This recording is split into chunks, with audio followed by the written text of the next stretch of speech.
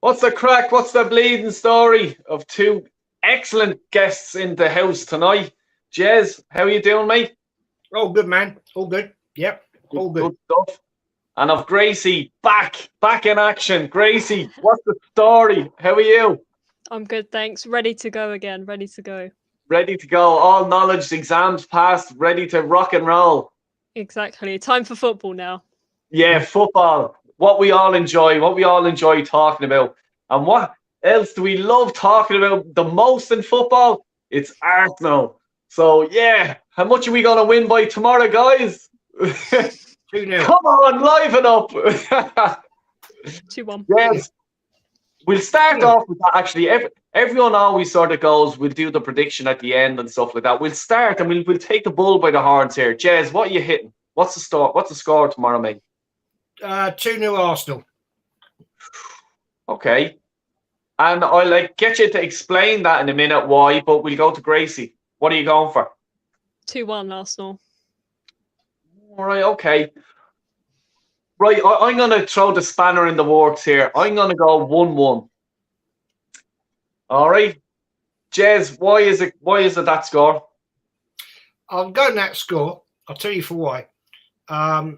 Is Brentford came out the blocks, start of the season, newly promoted, all guns blazing, which all newly promoted teams do. We've seen it so many times over the years. And they've faded and they're there for the taking. Big if Arteta, the fraud, I'll call him the fraud tonight because Gracie's here, is up front and picks the right team, we'll do him 2-0. And right, and what do you think we should have up front? The big talk and debate with everyone is Martinelli obviously out. We ain't got Martinelli, obviously. I'll tell you where I'd go on this one. I'd have Lacazette and Pepe up front. Oh yeah, that's a great show. Great show. They would feed off each other. Yeah, definitely. Lokonga midfield. Yeah, we're weak in midfield, so we're going to get a bit iffy here. We'll have to go with Wobbly Guard. And I'd go with El Neni, actually. El Neni, he's not great. Let's be fair. He can do a job. So that's my front five. And I tell you what, if you had Pepe and Lacazette up front together, they can cause trouble. Oh, sorry, I forgot Partey.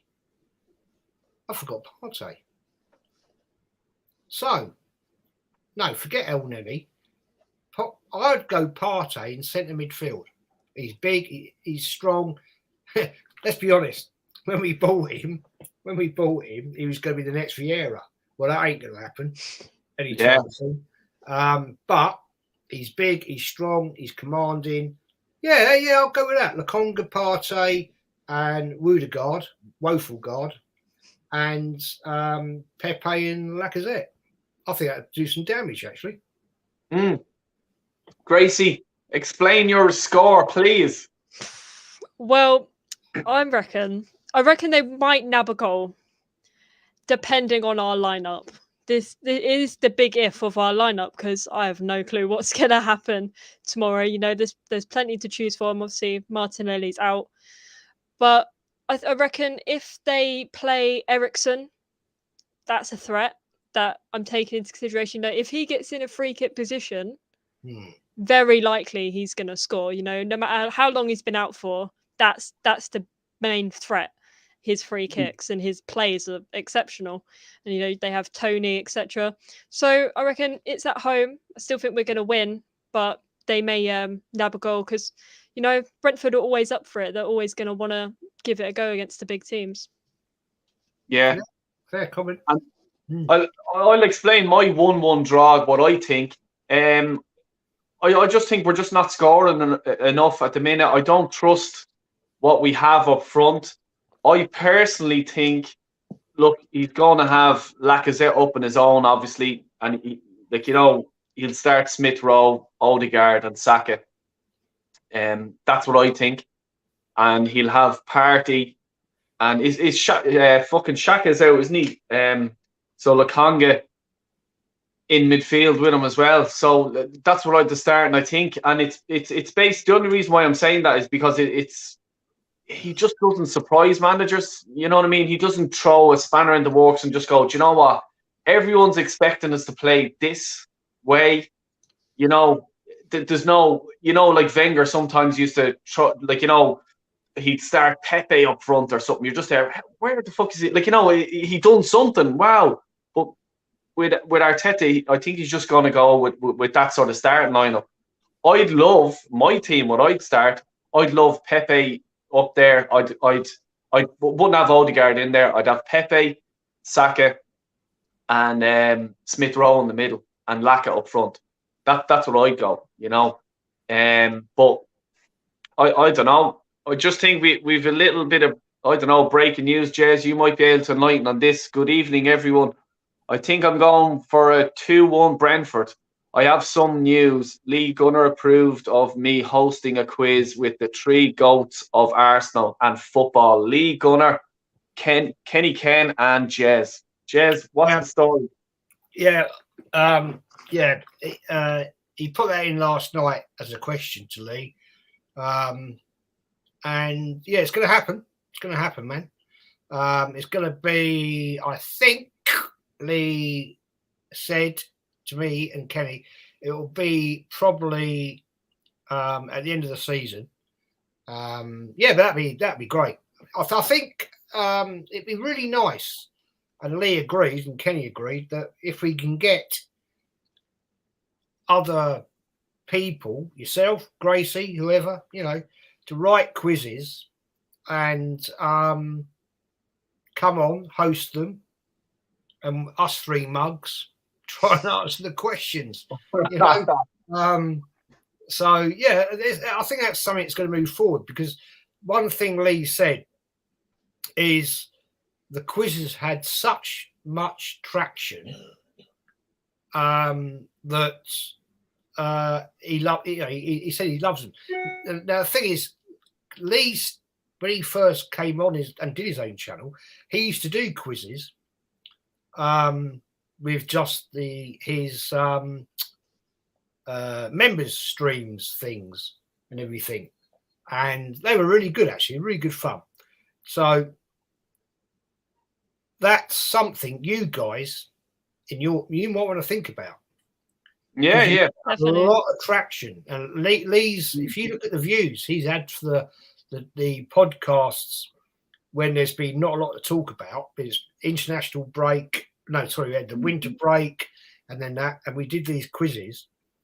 The views were massive, and a lot of the chat took part. And if you 2 guys advertised that and said we're doing this, doing that, then I think you'd get a lot of views. I really do.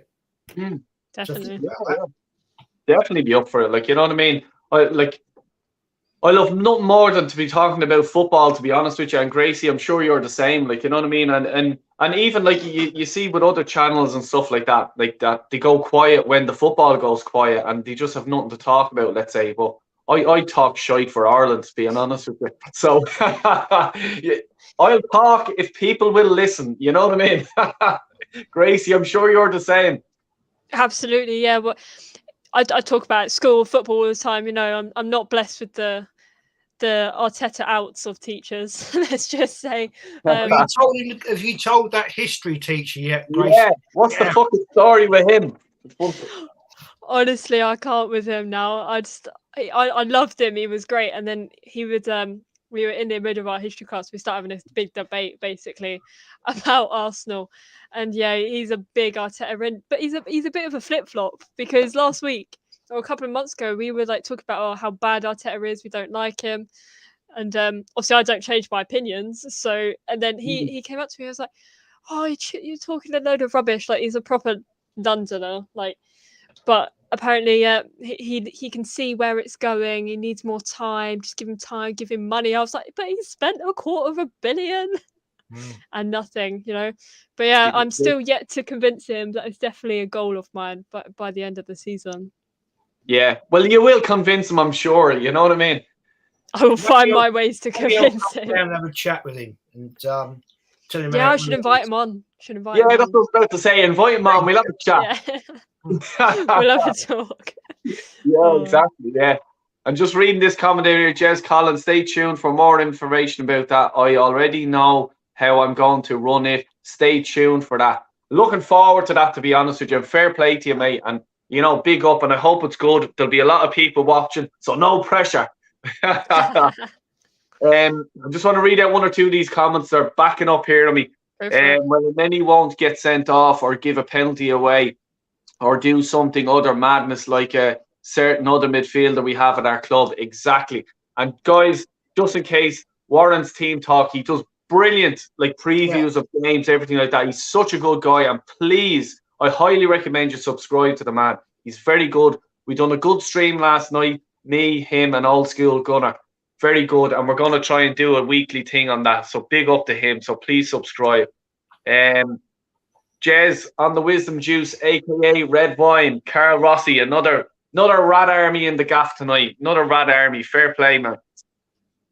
Hello, panel. Hello. How are you? And here's another man. Look at this guy. Look at this. Taking time out, and a big happy birthday to your son, man. He's 18 tonight, and Ola is he's having a party in the house. We're all invited, so round to Ola's after this, yeah. Good evening, lady and gentlemen. Salute to the chat room. Still working, but you guys are getting me through it. Big up, big love, Jez. Cheers, fair man. play, Ola. I think they're going wrecking the gaff tonight, as far as I know. Voice Show Weekly. Yeah, actually, Ola, if you're still there, who do you think for tomorrow can and what you call? Jeez, my name, it's just gone. Oh my God, what's the name? He's fighting. I'm watching it here as well. I'm gone blank for some reason. And just another shout out, just here, real quick. Cheap Heats. This guy, right? He's an Irish guy. Okay, Jez Gracie. You should check his channel out. Do you know who he gets on his show? Remember Judge Judy and all? The police officer that she used to, he used to have to hand all the leaflets and all over to her. He actually interviewed that guy, and he interviews old wrestlers and men, mad people. The guys who actually caught Pablo Escobar, the two cops. Did you ever see Narcos? Yeah. The actual true cops that's about. Perez, I think and Murphy or something like that. The two coppers there, he's interviewing them as well. It's a great, great show. So people, please do subscribe to him. Right, guys. I will do it right now. Yeah, I will too. I'll just keep it up there. Cheap Heat Productions podcast. It's very good. Such good guys he gets on his show. So please do just hit the subscribe. You won't regret it. It's easy viewing. There we go. Done it. Keep my eye out. Thanks, guys. Right. So back to the game tomorrow. I'm going to mention someone that you mentioned there, Gracie, and it's Ivan Toney. That's what I was sort of saying as well. I can't see where our goals, because there's a bit of a drought at the minute. But I think, and the only reason why I think that he will score is because there's a bit of smoke around him. A lot of Arsenal fans, Lee included, myself, I'd love him to come to Arsenal. Not as, let's say, our main striker, but I think I'd like him at Arsenal because, we're going to be short two strikers in the summer, and I think that this guy can really do well at Arsenal. Do you reckon, do you guys reckon he can do well at Arsenal? Gracie, I'll go to you first. I think he could be a good fit. The reason why I say that is because he's just come up from, they've just come up from the Championship. It's the first Premier League season. I would look more forward to Brentford next season, pending if they stay up, which I believe they will. They're decent position. There's no reason to worry about relegation there. But, I'd love to see a bit more of him. Who knows? He could work at Arsenal, but again, different ball game. Brentford and Arsenal, completely different levels. No, yeah, and that's sort of why I say, like, I always say we need a world-class striker, and then we need like a good striker, and that's where he comes in. You know what I mean? Because the way the system that we're playing at the minute, he's playing one up front, and that's the world-class striker that I want up front. But if we need to change it around, he's the type of player that I'd love to come on and change it around. Jez, what do you think? Absolutely, yeah. Guy's a baller, no question about that. I'd take him all day long. He's a fighter, and we don't have many fighters at this club. So the problem we have at Arsenal is weak mentality, and we need people that can be. When I say fighters, let me put that in context. I don't mean players that are going to get red cards all the time. That we know who we're talking about here. Yeah, we need players that are going to die for the club. Players that we used to have that would die for the club, but in an honest fashion and not give away nonsense. Now, Ivan Toney, I rate him. He's a quality player. Will he come to Arsenal? I think so. Yeah, probably. Arsenal can offer him far more. With respect to Brentford, well done to Brentford, but Arsenal could offer far more. So maybe in the summer, let's make a move, and we will see what happens. Now, getting back to discussion in Gracie's show earlier. Hi, Joe. How you doing? Talking about top four. Okay, get top four. Who are we going to attract? Nobody. If we get top four. Huh? If we get top four, is that what you're saying? Yeah, if we get top four with this fraud of a management team, who are we going to attract? Because I know I've gone off target here with your question. Sorry about that. But it relates to the same thing. Let's say we get Ivan Toney because we get top four. So he thinks, oh, crikey, Champions League football. Yeah? All great. All rosy in the garden. Who the hell is going to come to Arsenal? And I'm talking top class striker, top class midfielder, or two. We need two. What is it going to achieve? All right, you get money, right? Let's get it right, people. Arsenal have bag loads of money. Yeah, we're not skint. There's over £270,000 sat in a reserve account. Anybody can go research it. Just go online, look at Arsenal's funding. There is hundreds of thousands of pounds at this club sitting around. So we can buy £100 million player. If we wanted to, we could buy a £70,000 midfielder. We could spend £50,000 on another midfielder, and we buy class.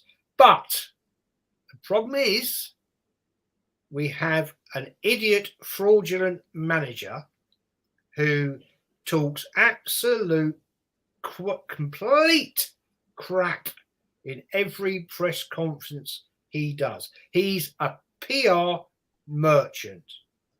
He's living a fraud job. And if anybody watched the interview of Josh Kroenke, that sums it up. Did you watch it? I did. I can't watch that. I can't watch it. So I know nothing about it. Fact picking, right? The guy sat there openly. I guess we're in the top 6. Oh my God. I guess we're in the top 6.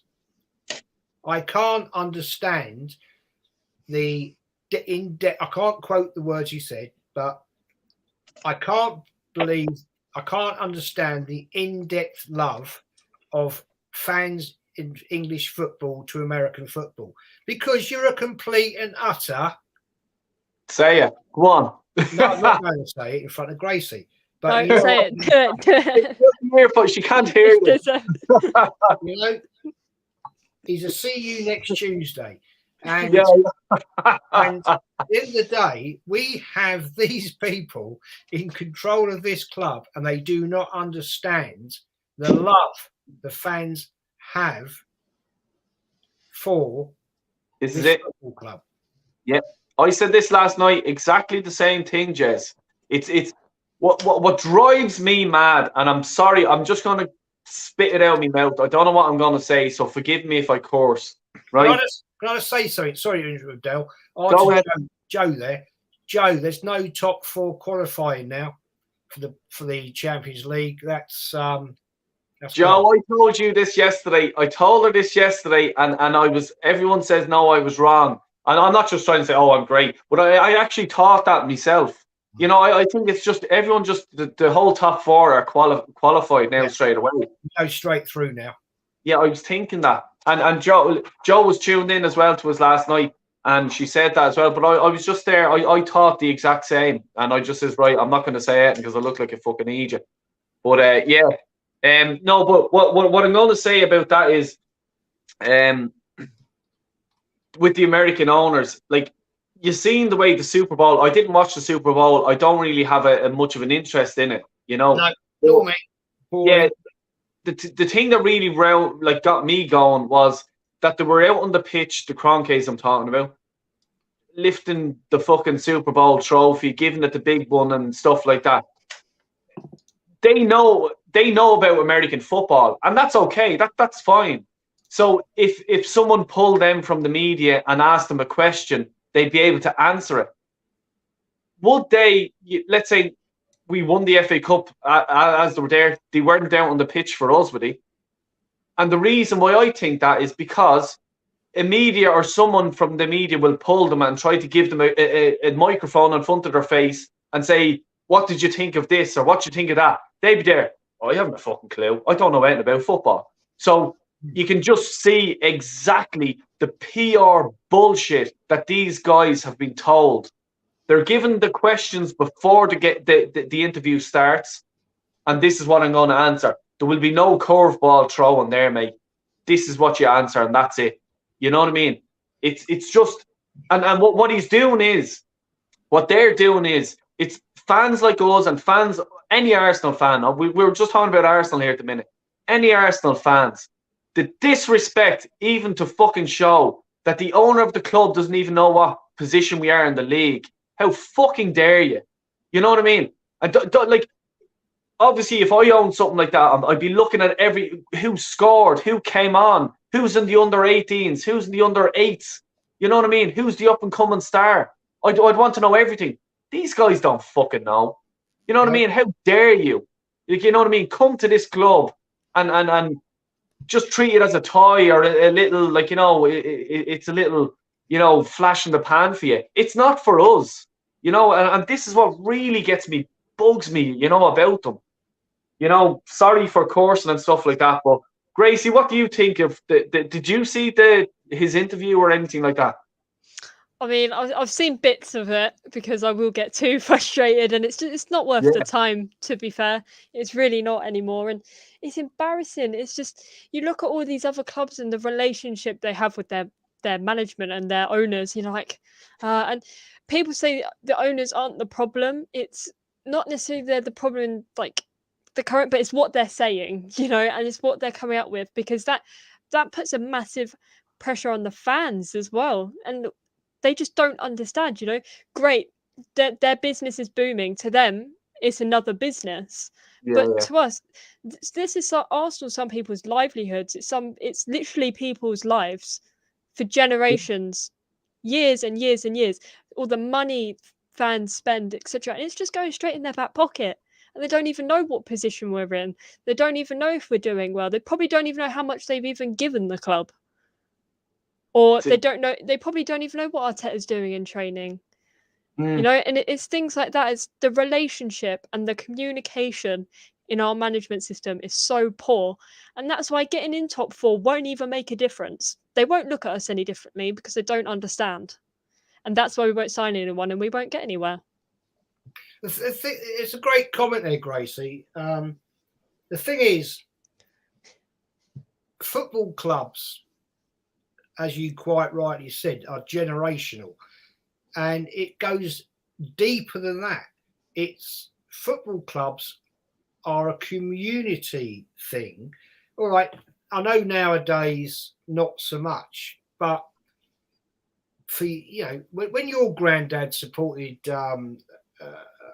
Arsenal and lived in Gillespie Road, he was part of a community that was second to none, as the same was the community at Tottenham, the community at Chelsea, Man United, Man City, Newcastle. Newcastle are different because they're the only club in the city.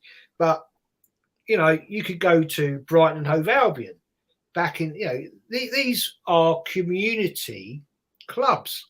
And the passion and the love and the in-depth knowledge of those fans that love it, and that is what is being destroyed by foreign owners. They don't understand that.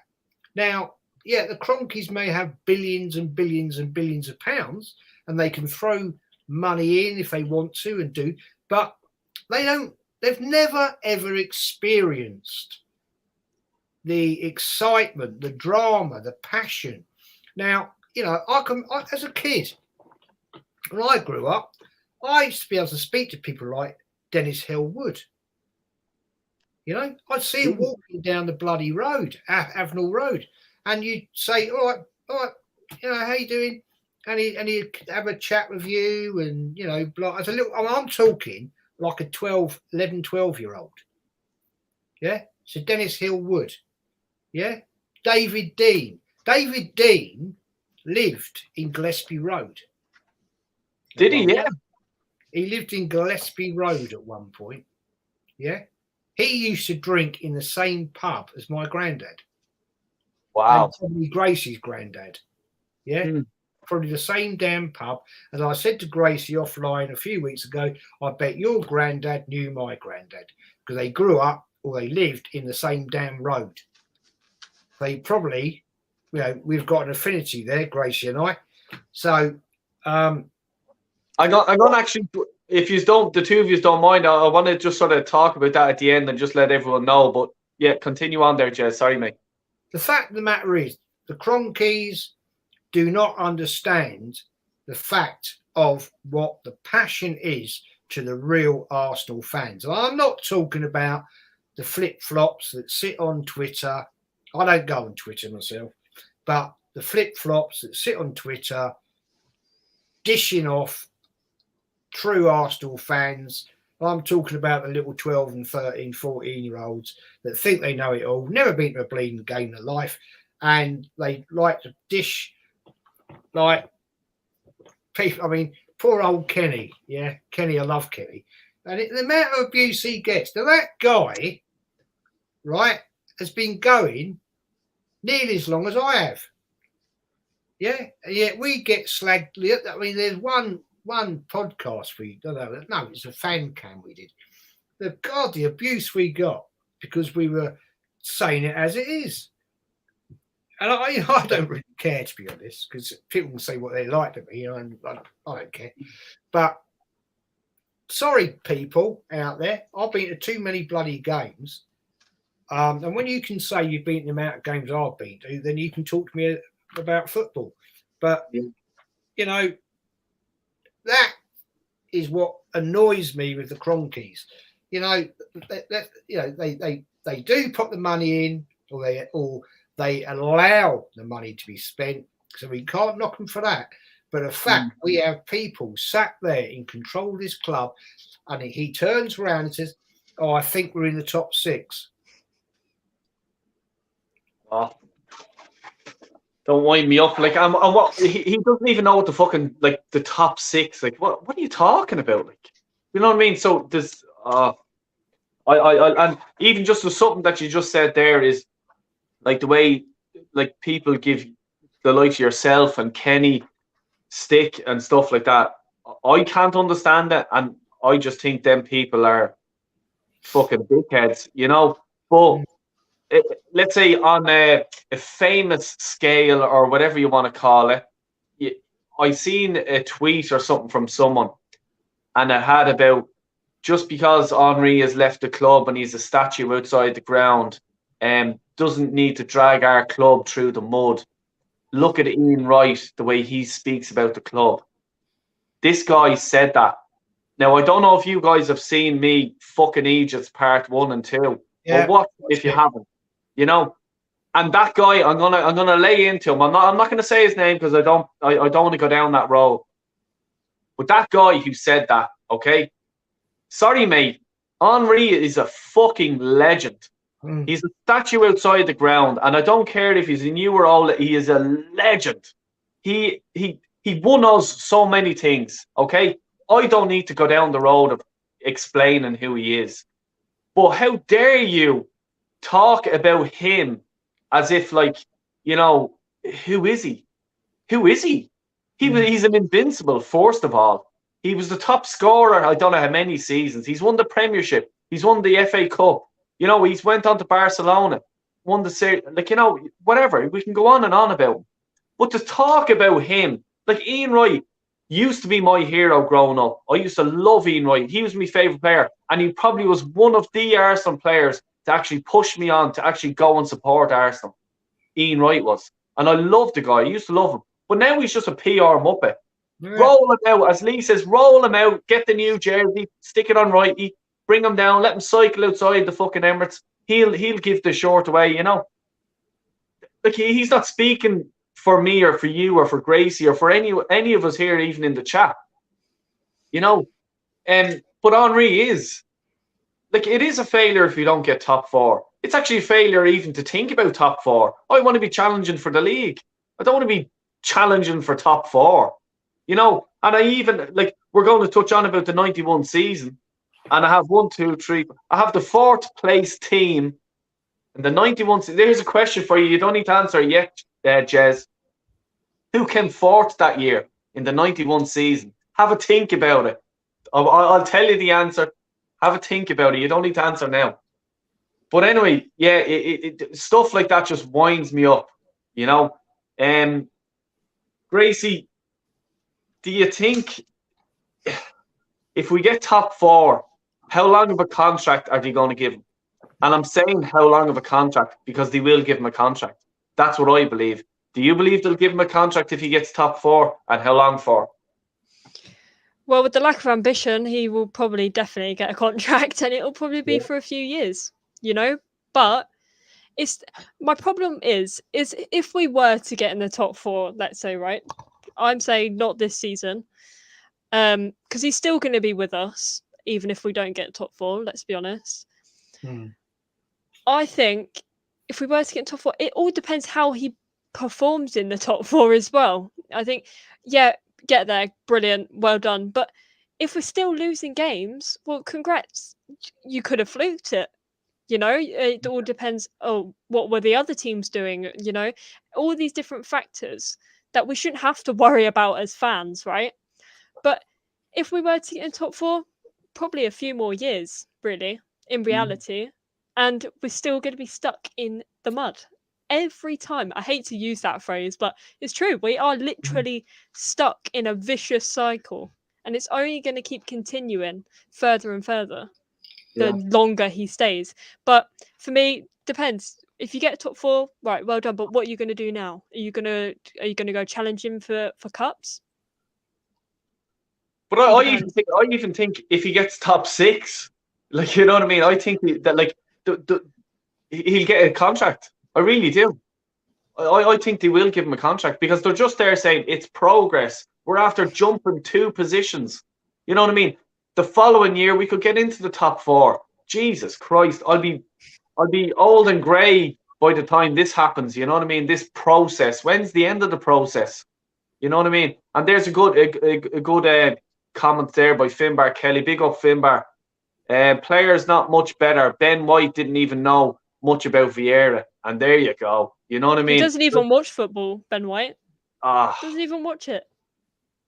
that really that grinds me gears there now. That does. You know what I mean? If you're in any business, not even about sport, if you're in any business, know your trade. You know what I mean? Know who's your rivals, who's good at this, who's good at that. You know, it's about contacts and about, like, you know, knowing this. In sport, it's a given. You know, it's just a disgrace. But Jez, do you think he'll get it? If he came sixth this year, would they give him a contract? No, without a doubt. It's just clown city, isn't it? You know, we've got Edu and Vinay, Garlic Head. You know, it's just a shambles, man. You know, it's laughable. We've got, you know, if you go and watch that Josh Kroenke interview, it sums it up, the whole philosophy they have for Arsenal. And they are quite content with what's going on because they don't have the belief that what Arsenal should be achieving. The fact is they don't understand the history. They don't understand the love because I was chatting to a guy, nothing to do with this at all. He lives in America. I've known him for years, and he watches the Premier League. He's not a fan of any club, but he watches Premier League football. And he was stating, he said himself, there's a total different aspect from English football to American football. Their American football is not a, like if you support the Dallas Cowboys, you might live in Oregon. Yeah. Yeah. Or, you know, it's the point I'm trying to make is America's a massive, massive country, isn't it? Right now, we know we have players or fans, in where I live in Horsham who support Man United, Liverpool, Chelsea, Spurs, Brighton, whatever, Arsenal. But the philosophy is that you love and support and you worship that club to a point. In America, it's the fact all you want is to see that team win, which we do, but they may never, ever, ever go and see a game. Yeah, and you know what? Do you know what? Like, and I'm sorry to cut across you here, Jez. Like, the Rams used to be. Now I know fuck all about American football, but the Rams, like, do you ever see they moved the team from one city to another? Like, you know, that to me is just unheard. Like, I'm Irish, and like in Gaelic football, okay, where you're from, that's the team you support till the day you die. So, like, there's no, let's say I'm from London and I support Man United. That doesn't exist in Ireland at all. I'm from Roscommon, okay, that's in the west of Ireland. That's the county I was born in, and I was raised till I was 12. When I was 12, I moved to Dublin. Hence, I have a Dublin accent, okay? But when I go to the pub, I have my Roscommon jersey on me if they're playing Dublin. And I'll be the only person in the pub with a Roscommon jersey. But I'm giving it the fucking Billy Big Balls in the pub, screaming at everyone, come on, Roscommon. But no one will, like, you know, have an argument with me or whatever, stuff like that. But what my whole point is that, like, American football to me, it's not like football to us where there's passion. You know what I mean? You have a passion for Arsenal. We all have a passion for Arsenal. We love it. We love the club. Arsenal, if they move to Manchester, you'd be there. What the fuck are they doing? Like, Yeah. you know, what, Can you imagine it? Can you imagine? yeah, what the, like, you know, it's, and sorry to cut across you there. I just had to get that in. You know what I mean? It's just, to me, it's more commercialized. And see the shirt you're wearing there, Jez, the badge that you have there, it's commercialized. It's a commercialized badge. Jeez, My now. favorite badge is the badge just before that. That's the badge I love. I love that crest. I love it. You know, and sorry to cut across you there. Go ahead there as well. No, you summed it up. I mean, the fact of the matter is, you just made the point, is that the fact that it is commercialism, and the Cronkies have got a commercialized club. And we got sold down the river when we sold Highbury, knocked it down, moved to the Emirates. It became just a franchise and a commercialized club, where all it was that, you know, supposedly we were going to compete with the elite of Europe, and we once got to a European Cup final and lost. And I think personally we were cheated. I still say that to this day. And we've done bugger all ever since. So we haven't competed with Europe's elite. We haven't won the European Cup. And let's get it right. Chelsea have twice. Yeah. Under their new ownership. Yeah. And are rapidly catching us up in trophies. All right, not FA Cups, but certainly with their achievements of Premiership trophies, and well, they outdone us on the European situation. So what does that tell you? What does that actually say to you?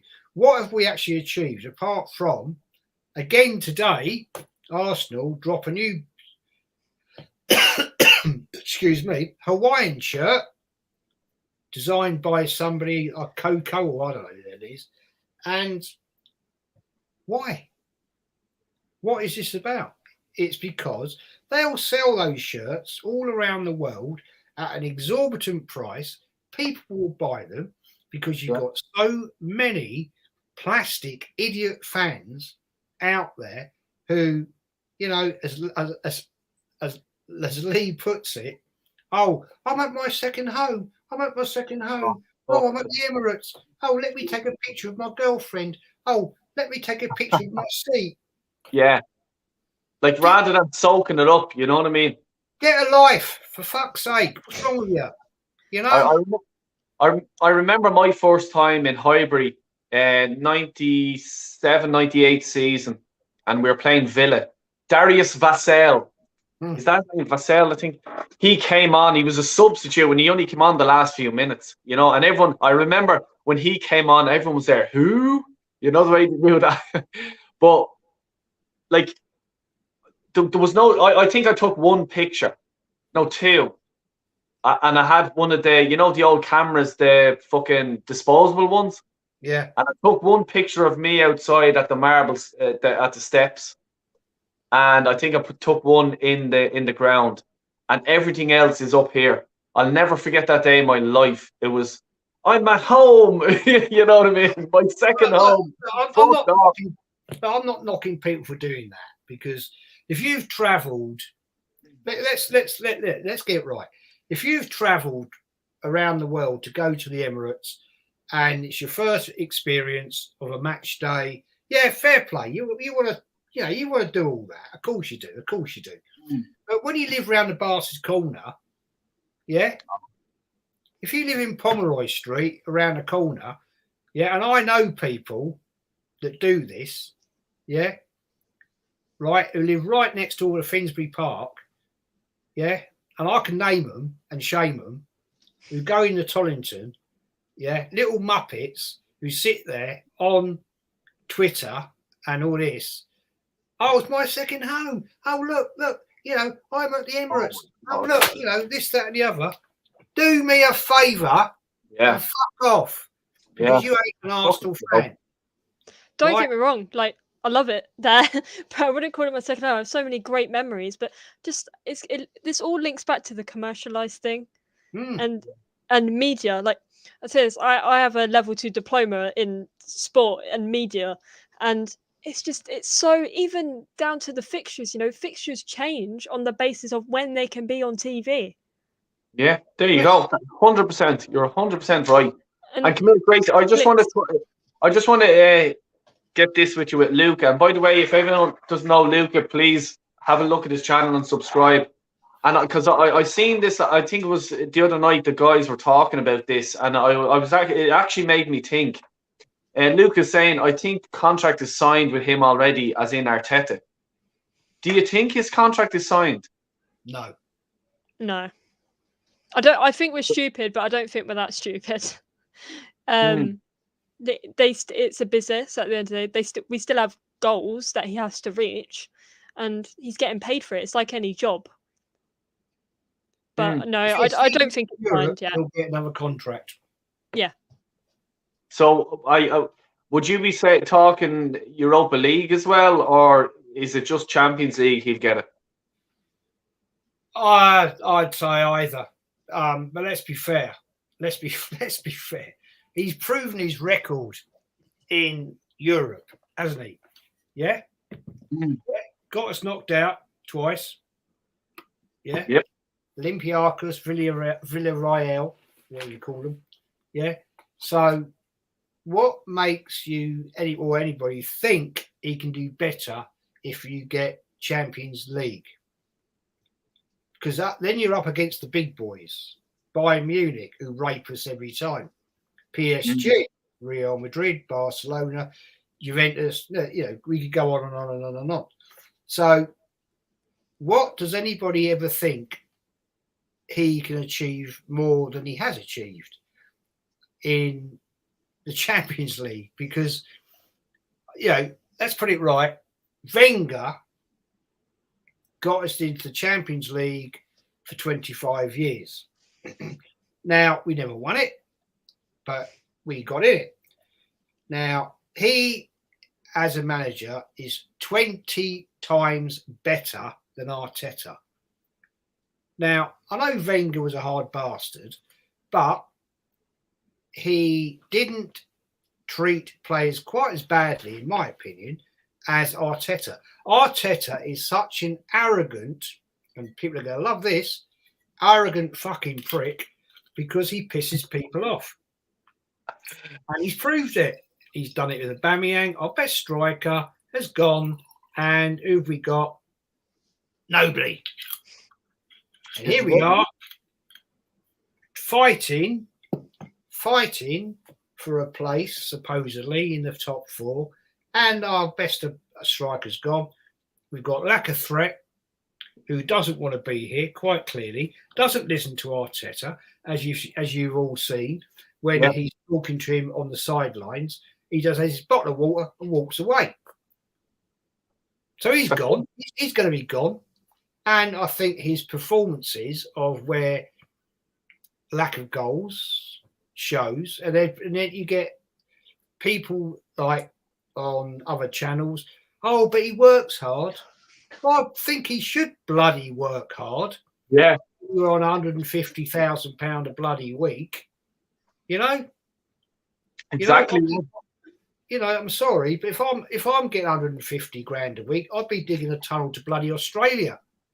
I'd be fucking cleaning the toilets. Never mind anything else. You know what I mean? The cheek of these players, like, you know what I mean? You're getting paid bleeding lorry loads of cash, and you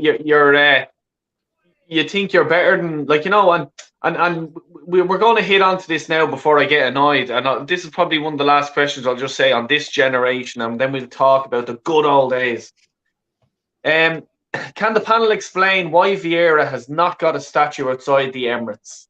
Gracie, what's the story? Why not? Do you know what? I don't even know, to be honest. But my thing is with statues is, do you really need a statue to prove what you've done? Like, do you need that? Do you need a symbol to say, everyone knows what you've done? Everyone knows that he was a brilliant player and he's done so much for the club. But do you really need a physical thing just to remind you? Everyone knows it already. So why keep pushing this this, statue that? Yeah, statues cool, like absolutely amazing, but it doesn't mean that you've hit that level and you've hit that level of acceptance. Like everyone loves him regardless. I don't care if he's got a statue, I don't care if he's got a plaque on the walls, whatever. He will still always be there. Totally agree with that, Gracie. Totally agree with that. Right. I'm gonna hit on, and here's my next question. And good old Darren, fair play to you, mate. Join in this as well, by the way. He's a knowledgeable man on the Arsenal history. And hit me up, Darren. Please do, mate. But anyway, 91 season. Jez. Who finished fourth? Leeds United. Oh, you legend. How did you know that? I know. You just does. Jesus Christ. I don't even know who finished fourth last season. Never mind 91. Fair play. Who finished third? Will I tell you? Crystal Palace. Yeah. Oh, on it. Well done. Right, Jez, my first question. Okay, first question in 91. Not a question. It's 2 points deducted. Why? Why? Can you remember? Yeah. Well, because of the punch up. When was that? Like, can you explain, let's say, to our viewers here? Well, yeah, okay. It was getting to the classic. Oh, hang on, I'm trying to think now. Was it 91? Was it 91? 91? Well, I'll tell you this. They were definitely deducted 2 points in 91. We were. I'm trying to think what one, because I could get mixed up here. Oh, this is the Man United one. Mm. Did we win 3-1? Yeah, isn't this one where? Oh, no, was that later? Is this the Pizzagate one? No, that was the Fabregas, wasn't it? Yeah, yeah. The Man United is the Man United bust up. When I think we won 3-1 at Old Trafford, and was this not? Oh, I tell you, I'll get confused with these now. I'm trying to think of the one with Keown on. On Van Nistelrooy. Yeah. Yeah. No, I'm trying to think, and I look up to it. I'll tell you, Darren is in the chat as well. So if you're there, just try to remind me. But anyway, I'm going to kick on because Seaman, was that his first season with Arsenal? Because I think when we signed him, I think in we signed him 2 seasons before, didn't we? Yeah, I think it was the 1990 season he came in because John Lukic, so he was in goal for the 89 season. Right, yeah. Yeah, and then we got Seaman. But Seaman had a brilliant first season. I remember them all sort of bigging him up and stuff like that as well, like, you know. At the time, if you can remember, okay, the back four would have been Dixon, Adams, Bold, Winterborn, yeah. Like David O'Leary, as an Irish fan, obviously, was he never like a sort of like him and Adams together, you know, or like through sort of that time. We don't need to specifically put it down as a 91 season. Let's just talk about sort of that era. But like, you know, it was always sort of Bold and Adams. Then it went on to Adams and Keown. But I'm just trying to, like, David O'Leary would have been sort of 86 upwards, was it? Oh, before that. O'Leary, I think it was 84, I think. I can't remember exactly, to be fair. But the strong partnership was Adams Bold. Steve Bold, when he joined, he was like, you know, he just bolted everything. I mean, it was the classic. How can you put it? The classic George Graham dance. We used to call it the dance. That Adams, right? You'd have like let's say you'd have Adams bowled, and then Adams would fall back, and then he'd shout for the other three to go forward, and he'd run and call the classic offline. And it was almost like a dance. It was so well constructed that it was like, who's it? I'm trying to think the guy from Chelsea who said the classic comment. Who was it? Can't remember. But he said it was almost like hitting a brick wall. You could never get beyond the Arsenal defence. It was so well orchestrated. Yeah. And was that down to George Graham? Oh, without a doubt, yeah. George Graham.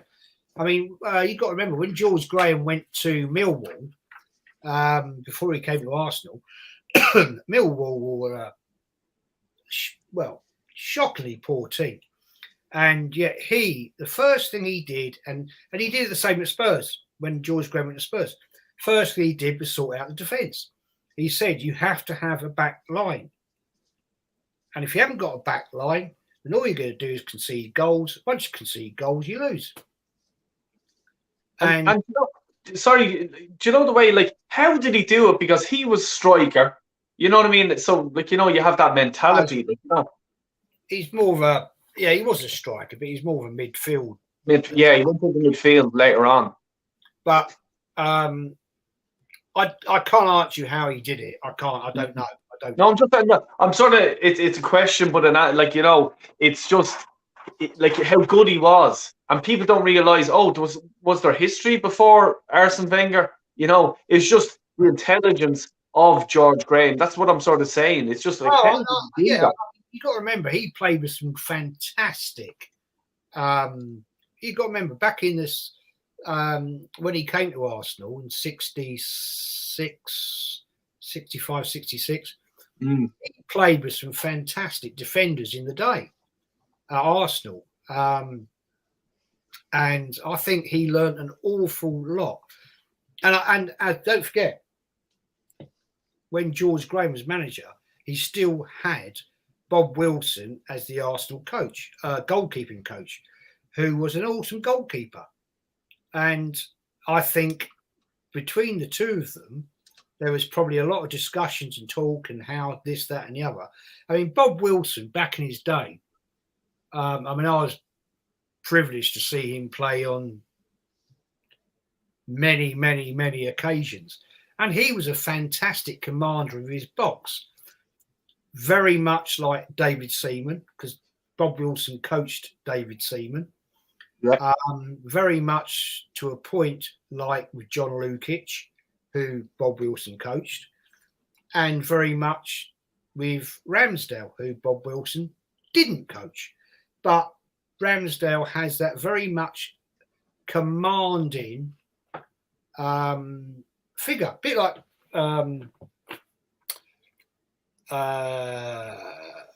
we had a goalkeeper. We brought him in from Ipswich. Didn't last long. Big potential. Didn't make it. Forget his name now. But he was going to be the next England great. Never made the grade. Great shame. But the whole philosophy, I think, with George Graham was that if you've got a strong back line, well, he said it. If you've got a solid back line, teams can't score. And in fact, we had great goalkeepers in Lukic, Seaman, Jens Lehmann. Then that made it very, very, very tough for teams to break us down. And it proved it. All right, you could say Arsenal, 1-0 to the Arsenal, boring. It wasn't boring football per se. It's just we didn't have, until we had Alan Smudger-Smith come along, we didn't score many goals. Once Alan Smith turned up from Leicester, then things turned a corner. And the guy was a creative footballer. And then we had Rocastle, Paul Davis, and these players started to enhance the way of the team was going to play. And so I want to split the cat out. And the whole court Zoom isn't there. The philosophy changed with the club. And George Graham was, I don't care what anybody says. Everybody goes on about Wenger. Yeah, Wenger was an amazing manager and his achievements are amazing. But what George Graham did in the 9 years he was at Arsenal was phenomenal. And let's get it right. That 1991 season, we lost one game, Chelsea 2-1, and we didn't have one of our back four. Jeez. Adams was in jail for 4 months, drink driving. Mercy. The rest of them were all out, injured or suspended. No, I think they're all injured. And that's the one game we lost 2-1. Without that, if we'd had our defence, we'd have gone unbeaten that season. Yeah. And that was actually one of the questions I was going to ask you is, I knew Adams was out and stuff like that as well, and we had a few injuries, And just even hitting on this, it was the 21-mile brawl, Craig Malloy's saying. Yeah, Man U. Yeah. So, the rivalry even goes back further than Wenger, people. You know what I mean? This is the thing. I was looking at one or two. You know the way I do, Jez. I do a bit of my homework. At the time before coming up to the end of the season, Liverpool should have won their last 2 games in the 91 season, and Graham Souness said that they handed the trophy to Arsenal in the last 2 games. The 2 games they lost, it was Nottingham Forest. They lost, I think, 2-0. Your man Nigel Klopp scored. But would you agree with that sort of statement from Souness? At the time, he did say that Liverpool should have won the league and they handed it to Arsenal. Or did Arsenal deserve to win the league that year? No, Arsenal deserved to win that league. They were impeccable. And I think that's a bit unjust. I know Liverpool came second, but Liverpool lost. I think. I'll tell you here, I have the league here, right? Arsenal were on 77 points. Liverpool were on 73. Palace were third on 66 points. Leeds were fourth winners on 61. Man City 59 and Man United 58. So yeah, there was, say, 4 points within it at the end, But at the time everyone was calling Arsenal boring Arsenal and stuff like that, and they had, and I just wrote it down here. Boring Arsenal. This is what I wanted to say to you, actually. Boring Arsenal. We had plus 49 goals. How was that boring? Yeah. Why did that sort of phrase come about? Well, because there were so many 1-0s, 2-1s. Arsenal weren't free scoring, whereas there was games where I think Liverpool were 4-1, scoring big goals. Arsenal weren't, but Arsenal were getting wins. But you have to say that at the end of the day, Arsenal lost 1 game, Liverpool lost 4. And they were deducted the point. And as Warren says here, I'll just read it out. Man United, Arsenal at Old Trafford, and there was a ruck which was started by Nigel Winterborn, and it was a 21-man brawl, and United got deducted 1 point and Arsenal got deducted 2 points. What can you remember that? I was there. I remember it very well. Oh, yeah. What how did it start? What did he do? Who, Winterburn? Yeah. I think, if I remember right, was it Winter? Well, yeah, it's Winterburn and a couple of others.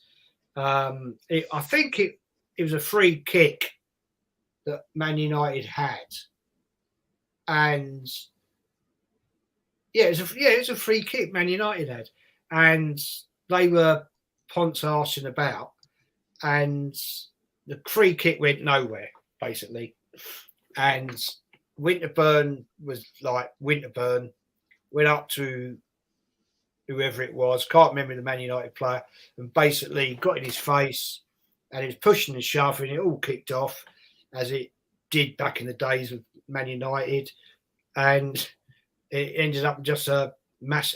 Yes, that's right. I remember it now. Yeah, Winterburn. Yeah, it was a free kick. The free kick went over the bar, and Winterburn went up to the player, whoever it was. I can't place the player now. No, it's not. I'm just thinking it wasn't him. And it all kicked off, major brawl, and stewards involved, and all this and all that. And then the FA basically said deduct 2 points from Arsenal and 1 point from Man United, which I remember George Graham's interview about that. It was towards the end of the season, and George Graham basically did an interview, and he said, "Leave the fans to me. I will get them excited. You just do your stuff on the pitch." Yeah. And that was it. I remember that. Interesting. That it's good to just absorb it. I mean, I don't know a lot about that season. It was quite a few years before I was even born. So yeah, it's interesting that they wouldn't deduct. Obviously, if Arsenal started it, then interesting that they would do like a fair deduction on both sides. Yeah, like it's just both involvement. My door just blew open there in the wind. I had to just close it there. Sorry about that. But sorry to interrupt you. Going back to the Souness comment. Yeah. About Arsenal, they gave Arsenal the league. Yeah. I just looked it up. Arsenal 83 points, Liverpool 76. Arsenal lost 1, Liverpool lost 8. There you go. So how did they hand them the league? Yeah. Arsenal scored 74, Liverpool scored 77, but they conceded 40. Arsenal conceded 18. Yeah, that's it. That's what I have down here. The stream that I was looking at was at the time, and this is where I want to actually just two sort of questions here.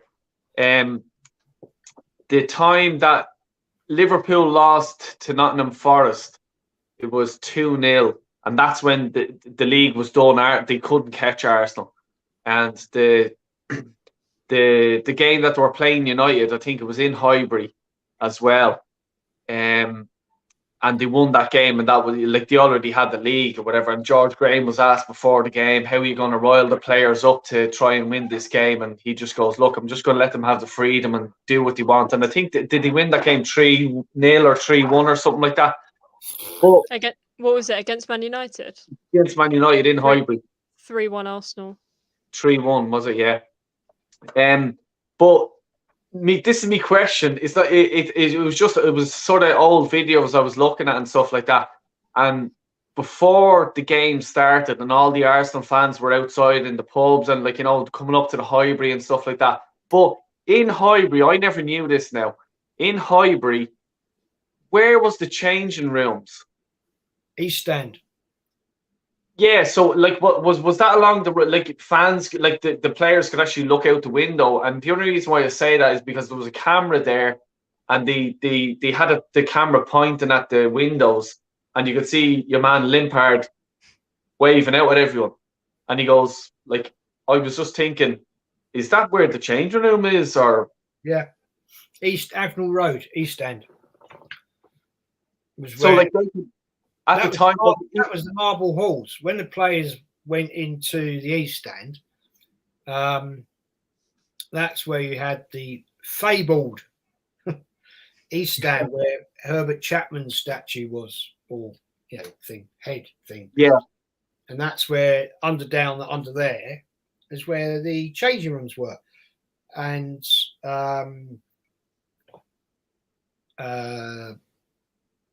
you had the directors' boxes or whatever you want to call the boxes up here in the East Stand, and you couldn't wave out of the changing rooms because they were down there, if you get my meaning.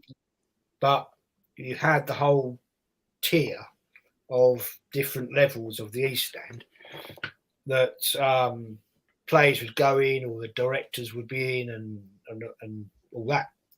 So that's how it was. Here's a question for you, Craig, to the panel. What is the best league title? Anfield, Old Trafford, or Shithart Lane? Jez, I've got. Well, hold on, Gracie. No. Do you know what? I'm going to go with it. All right. And I'll tell you why I'm going with it is because the reason I supported Arsenal, and I'll never forget it. I remember living in Roscommon at the time, and the telly was all fuzzy and everything like that. And you could barely make out. Like, this is the way it was. Like, but that's like that season I was into football. I was only 8 years of age, and I started supporting football. And I was sort of like, as an Irish fan, I had no allegiance to London. I didn't have allegiance to Arsenal, to any club. And my cousin and one of kept on at me, support Arsenal and stuff like that. And then I was watching a few of their games, and then that game, because it was on Jez Friday night, was it? Yeah, the Friday night, and that's the night that I fell in love with Arsenal, was when Michael Thomas scored that goal. I felt this feeling of I'm screaming, I'm jumping, I'm shouting for joy for a team that's in another country that I've never been to before. I don't even know where in the fucking country it is because I'm only 8 years of age, but I'm screaming up and down for this team. Why am I doing that? I like this feeling. I fucking love this club. 30 years later, I'm going to have a YouTube channel and I'm going to, but that's my answer to that question. Gracie, what's yours? We'll just put it at this way. You don't even have to remember the back in the day or whatever, but looking back through the YouTube videos and stuff like that, what would stick out in your mind? I won't tell you mine. All right, I'll tell you my granddad's because that's more time period. I've never seen a league title. I was born in 2005. Gracie, can I just cut across you there, because it's not just about, let's say, you. It's about sort of why you sort of came in to support Arsenal and its memories. And this is what this club does. It brings people together, and it's you're living your grandfather's dream, and as in you're continuing on his love for the club, and that's important to me, and I'm sure it's important to a lot of fans. Absolutely. Yeah, so I believe, if I'm right, it was Anfield was the one that was probably most talked about, since I was little. It's a big deal. So for me, it's probably between Anfield and White Hart Lane. Rivals, Tottenham winning massive. Everyone still talks about it, but Anfield is always the one that sticks out the most for me, and from what I've seen and talked about with my family, I would have to go with that one. Did you watch the documentary yet? 89 documentary. Yeah. I've seen it a few times. It's so good, And Jez, I'm sure everyone wants to know. Cap it off. What is it? All of them. Yeah. Well, here, I'm going to be harder on you. If you had to relive one of them. Oh, if I had to relive one of them, for sure. I know you were in Anfield in 89. I was at all of them. But if I had to choose one, of all of them, there has to be Anfield '89, because you have to get it right. We hadn't won there since '74. 1974 was the last time we'd won there. It was absolutely amazing to win at the down the road at the Noisy Neighbours, and great to win at Old Trafford. But the fact that we went to you've got to put it in context, man.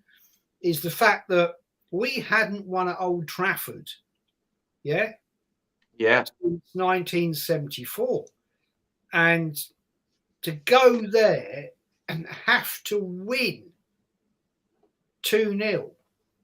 And that is a massive, massive ask with what that Liverpool team was at the time. And also the fact, the passion of what those players had because of the terrible, terrible tragedy that had happened that year at Hillsborough. The Liverpool semi-final against Nottingham Forest. It was a massive ask. And Arsenal didn't really that season have the greatest team. Yeah, we had a great striker, Alan Smith. But that's about it. We had Rocastle in midfield and, bless him, rest in peace. Yeah. But it was a huge. I mean, I can tell you now. When we were driving up there to go to that game, there was 12 of us in a minibus, in that ropey old minibus we had that I've told you about, and the one with the door fell off. Oh yeah. And we zipped it up with cable ties and not cable ties, but bungee straps. Sorry, was that on the way up? Was it? Not to that game. No, we were going to Man City for that game. Right. But anyway, that's another story. And we pitched up, and I think we got there about 2:30 in the afternoon or something like that. And we went to a few pubs and stuff like you do. But the whole atmosphere of the Arsenal fans was, we ain't going to win this. It's not going to happen. We're at Anfield. It's Liverpool. And we got to score 2 goals. And you have to think that not many teams for 10 years had scored 2 goals at Anfield. They were an amazing, amazing outfit. So when it happened, it was like a dream. Let's be truthful. So, it has to go down. If you're going to push me on any of those 3, that has to be the one.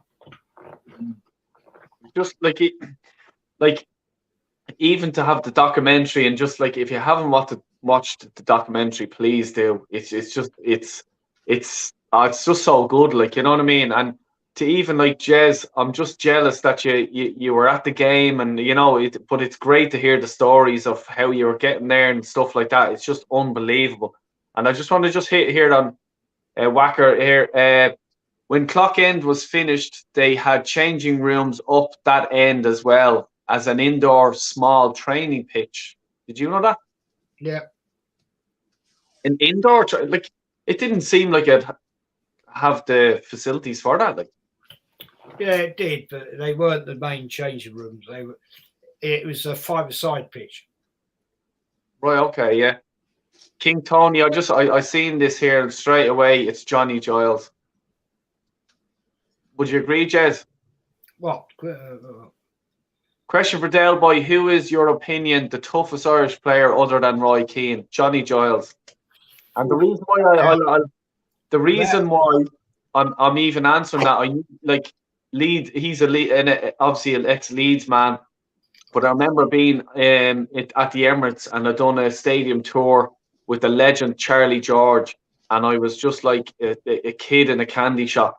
I was just he was doing the tour, and I was just standing right beside him, and I was just this guy is a legend. You know what I mean? What a legend of a player he was, and just even like his Another one, Derek celebration. Dugan from Wolverhampton Wanderers. Sorry, Derek Dugan. yeah, He was a Wolverhampton player, 60s, 70s. Man, that was Man Mountain who kick you up the air. yeah. I do know who you're talking about actually. But with Charlie George, like just remembering him scoring the famous goal and the lying down his celebration. But just to be with him, and then we got to. I was asking him all sorts of questions. I was probably doing his head in, like, you know what I mean. But I was just starstruck, to be honest with you. But I asked him the question. I says, who was the toughest player? And I says, like, you've ever played against? And he just goes, mate, I'm not just saying it because you're Irish, but Johnny Giles was a dirty bastard. So from the horse's mouth, you know what I mean? You can't get it any better than that, you know what I mean? Just reading out here, Warren is saying, and he's another old school gunner as well. He's saying 89 was another one. Paul McGrath, big up, guys. Thanks a million for tuning in. So I just want to, before we go and stuff like that, I want to hit on your guys, on your great grandfather. Great grandfather, is that right, Gracie? No, granddad. Your granddad, is it? Yeah. And yes, your grandfather, is it? Yeah. So can you tell everyone that's watching how they know each other, or you know that well, we think they know each other and stuff like that. Probably no. I Probably. Well, the fact that it's only on Gracie's channel. On Gracie's channel, big up Gracie on her channel, is the fact that we were chatting after the stream, that she related to me that her grandparents lived in Gillespie Road, which is obviously the road leading past the old North Bank. And so I said, that's odd. I said, I was born in Gillespie Road at my grandparents' house in Gillespie Road. So I said, now my granddad would have been a lot older than Gracie's granddad.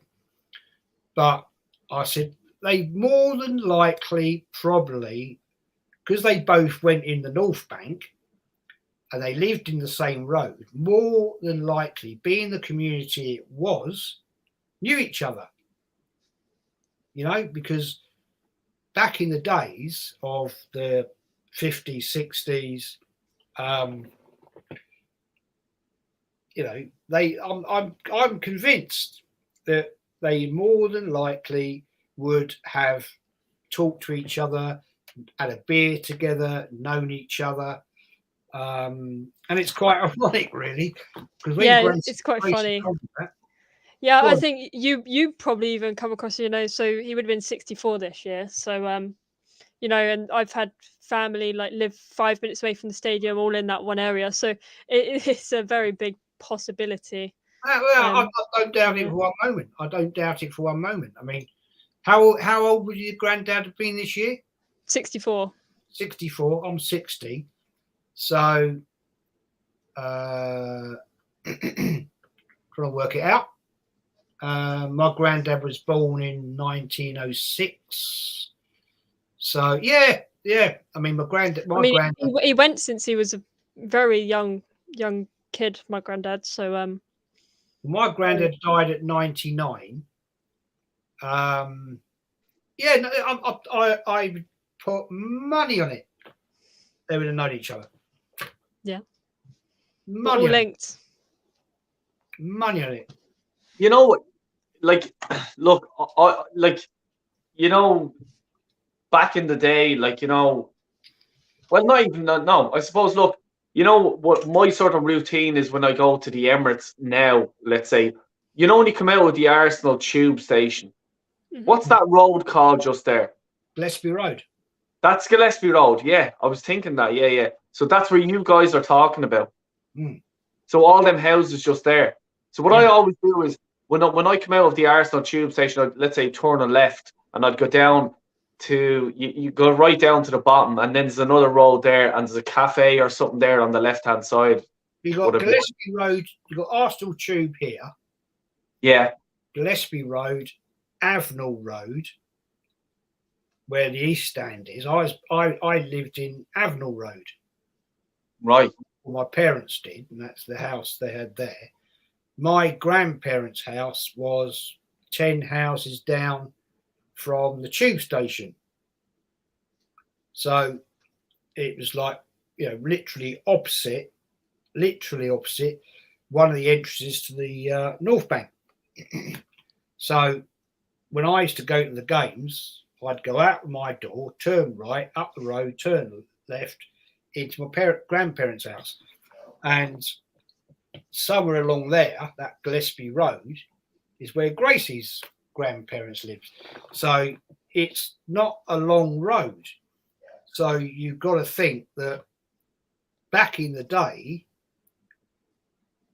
my granddad being and my grandmother knowing just about anybody would have known Gracie's grandparents.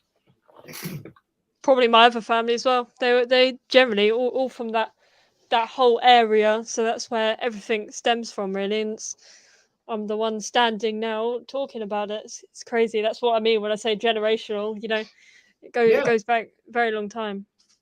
But even to think about, like, and this is where we, like, even to think about where you're like, where you guys are from, where your grandparents and all are from and stuff like that, and the club that they started to support, and they've seen it, let's say, grow and grow, to look at it now, you know what I mean? It's a worldwide, like, famous.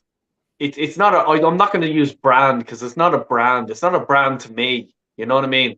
And I'm sure that, it's much more than a brand to you.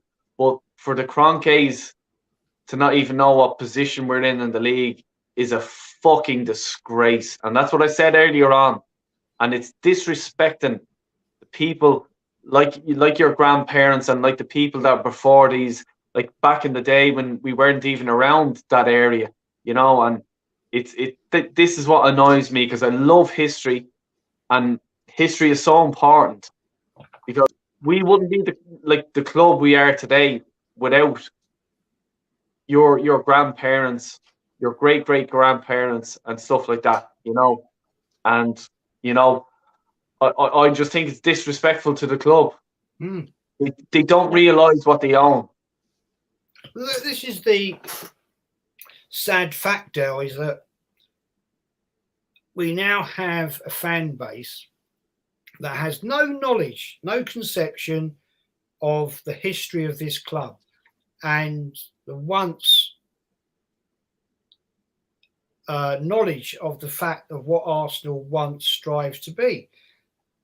And it is appalling, to be honest. I mean, I dare say Gracie's grandfather and my grandfather, would turn in their graves if they could see what was happening at Arsenal, and with the shocking online fan base.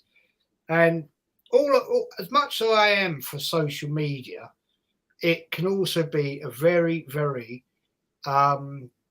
destroying thing with football clubs. It's not just Arsenal. It's Man United. It's other clubs. Is because we have too many idiots that sit there all day in their little box rooms talking absolute bollocks.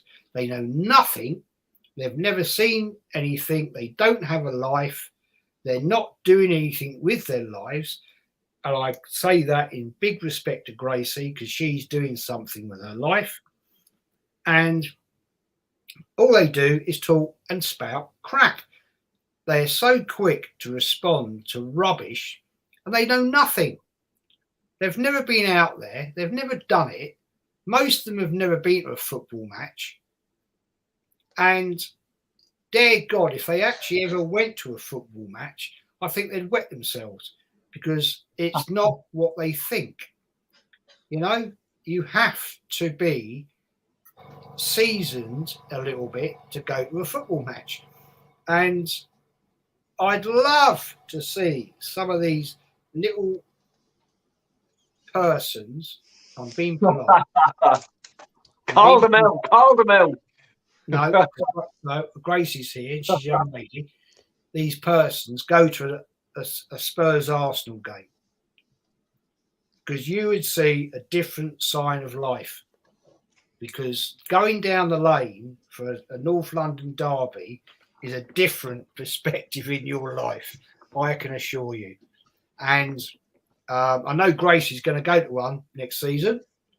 Yes, And I'm finally at the age where I'm actually allowed to go. So yeah, you'll be fine. all is well. No, you'll be fine. You go with your group, you'll be fine.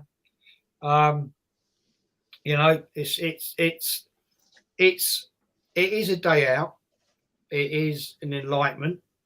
I've been to many, and I've been on the wrong side of many, but you know, you take it, and it is what it is.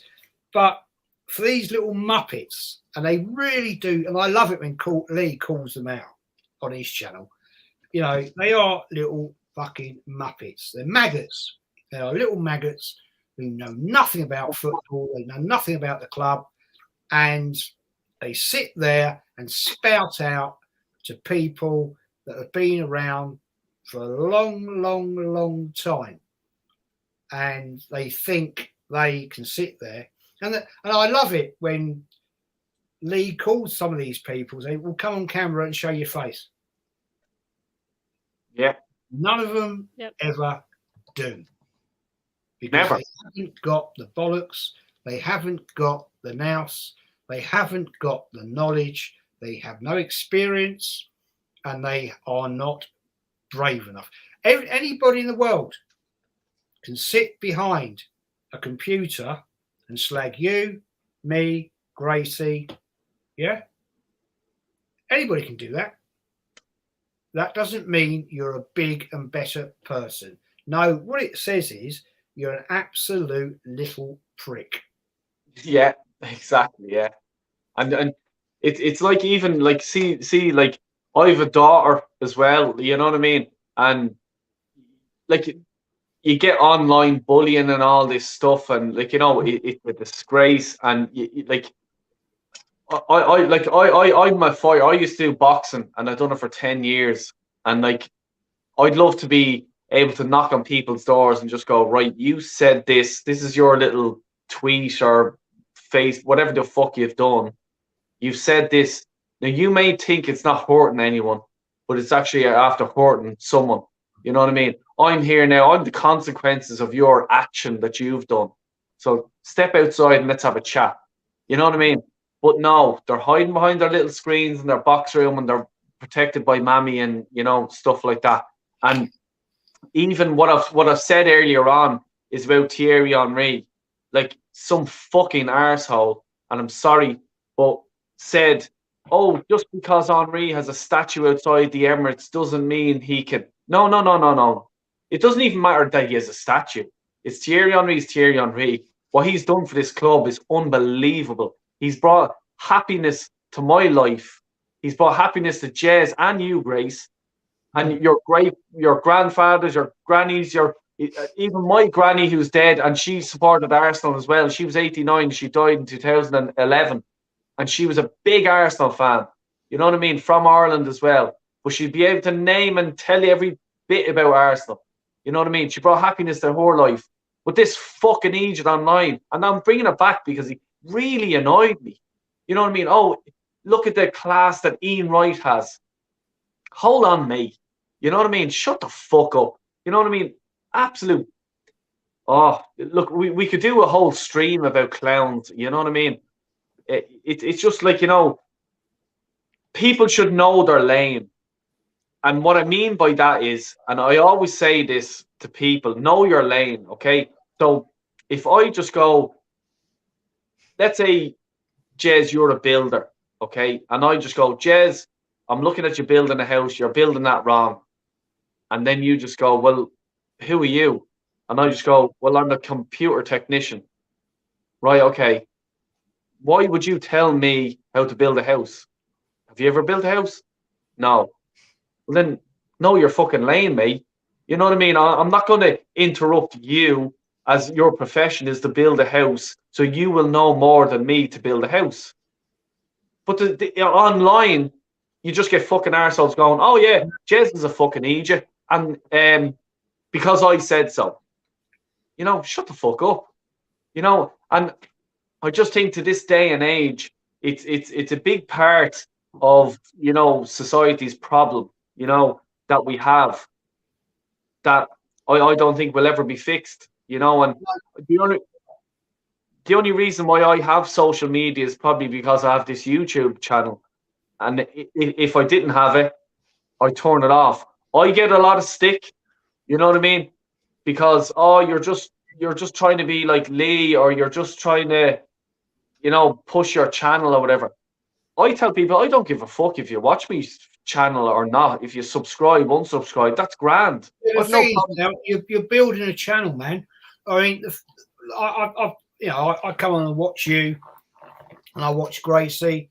I watched Gracie's channel yesterday. I watched you yesterday, and the fact with you guys is what you're doing is you're building your traction, because I've noticed since I first watched you guys, and you're going up and up and up and up and up, because you speak it as it is. There's no fakeness, and I think all the time that you speak it as you say it and be honest, like Lee does, you'll build. And yeah, I mean, Luca here is saying, look, you know, start your own channel. To be honest with you, I thought about it, but you know, you guys spend a lot of time thinking about what you're going to talk about, this, that, and the other. Yes, Kenny and I have talked about it. Lee keeps saying, you know, you and Kenny, you and Kenny, you and Kenny. And we've talked about it. And maybe it will happen one day. I don't know. I can't promise you. But let's be fair. Let's be fair. Who the fuck will want to sit there and listen to two old farts like me and Kenny? You know? A lot of people. Me for one. I'd be number one subscriber, and I'm sure number two would be Gracie. Because there's only so much you can talk about, because there's so many people out there that talk about the same old shit. Now, what I like about your channel, Del, is you talk facts, you talk about different aspects, you ask very in-depth questions. Gracie's channel, young lady who is a very good host. You invite different people on, which sometimes, you know, that's another story. But you've got a very intelligent aspect to your discussions, which I love. You know, I'm looking forward to coming back on your channel on Tuesday. Yeah, it's going to be great. That will be a great show, I'm sure.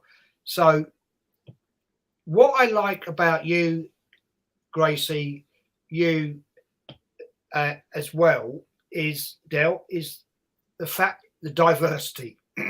There's too many channels out there that are too samey, too boring, and so what you get on there is the same plastic people.